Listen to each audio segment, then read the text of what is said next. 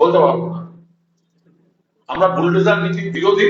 Bulldozer হচ্ছে ধ্বংসাত্মক জিনিসের প্রতীক, এবং কোথাও কারুর কোনো অবৈধ কোনো নির্মাণ কারু থাকলে এমন ভাবে প্রশাসনের দেখা উচিত। আর এসব নির্মাণ বহু যুগ ধরে কলকাতায় অনেক ভয়ঙ্কর নির্মাণ হয়ে আছে।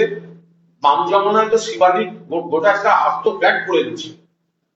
তো যাই হোক, এখন নোটিশ দিয়ে যার বাড়ি তাদের আত্মপক্ষ সমর্থনের সুযোগ দিয়ে বেআইনি হলে আইনি ব্যবস্থা হবে, ভাঙা হলে ভাঙা হবে।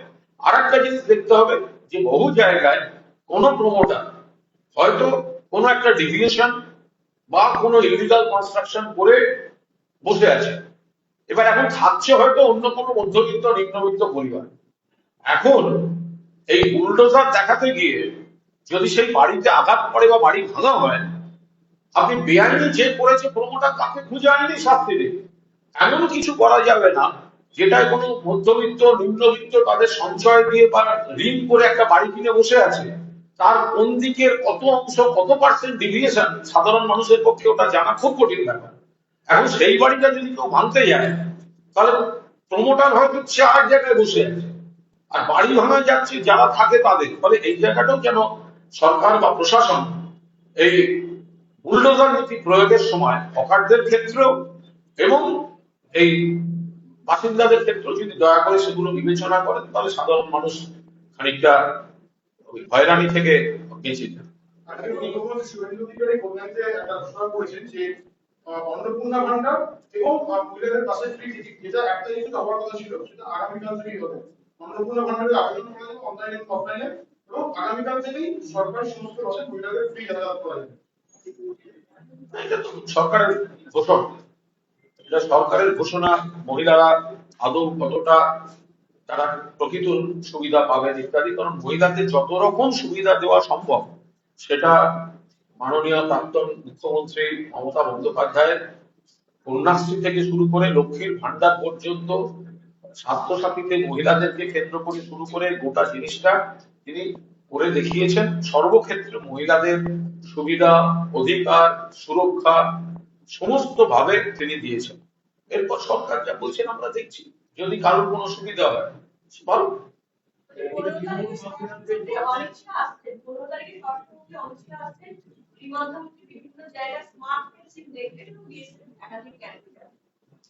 দেখুন, এটা তো সম্পূর্ণ তার দপ্তর, তার বিভাগ, তার দেখার কথা। ফলে সেই জায়গায় দাঁড়িয়ে তিনি এতদিন এই তৎপরতাটা নেননি কেন? এই যে সীমান্ত সুরক্ষা, এটা তো বিএসএফ এর। বিএসএফ এর মানে বিএসএফ তো হচ্ছে কেন্দ্রীয় সরকারের স্বরাষ্ট্র দপ্তরের অধীনে।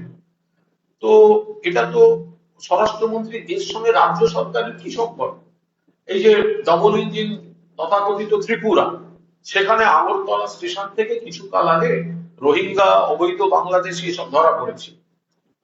কি করছিলেন তখন? আপনাদেরই কেন্দ্রের বিজেপি, আপনাদেরই রাজ্যের বিজেপি ত্রিপুরায়। তাহলে তখন কেন সেই ব্যবস্থাগুলো হয়নি? তো এখন উনি আসছেন, দেখবেন এগুলো তো আগেই করতে পারতেন। তো তার জন্য তো রাজ্য সরকারের বিষয় ছিল না। শুধু সীমান্ত রেখাটি নয়, তার থেকে 50 কিলোমিটার বিএসএফ এর অপারেশনের দায়িত্ব আছে। আগে ছিল 15 কিলোমিটার, ওনারা আইন সংশোধন করে 50 কিলোমিটার করেছে। উনি এতদিন করেননি কেন? কে বারণ করেছে? দেখুন, আমরা এই ধরনের ডিটেনশন ক্যাম্পের বিরোধী। হোল্ডিং সেন্টার বলুন বা যাই বলুন, ডিটেনশন ক্যাম্প এ নিয়ে অনেক আতঙ্ক অভিযোগ এসব আছে। আমরা ডিটেনশন ক্যাম্প আমরা এর বিরোধী। প্রথম কথা, যদি বিএসএফ সীমান্তে কোন অবৈধ অনুপ্রবেশকারীকে ধরে ফেলে, তাকে আটকে রেখে কি হবে? সে ঢুকতে দেবে না, সে তাকে ওপাশেই পাঠিয়ে দেবে, মিটে গেল। ঢুকতে দিয়ে ডিটেনশন ক্যাম্পের কি মানে আছে? আর দুই হচ্ছে, যদি এখানে পরে কেউ ধরা পড়ে অবৈধ কোনো এই বাইরে থেকে আসা অনুপ্রবেশকারী বা ইত্যাদি, এটা কিন্তু কোনো নতুন আইন নয়, এর একটা চালু পদ্ধতি আছে। যদি বিএসএফ কাউকে আটকায় বা ধরে, সেটা তুলে দেয় পুলিশের হাতে, পুলিশ কোর্টে প্রডিউস করে, কোর্ট জেলে পাঠায় এবং জেল একটা নির্দিষ্ট দিনে তাকে গাড়িতে বর্ডারে নিয়ে গিয়ে পুশব্যাক করে। এটা একটা ধারাবাহিক প্রসেস।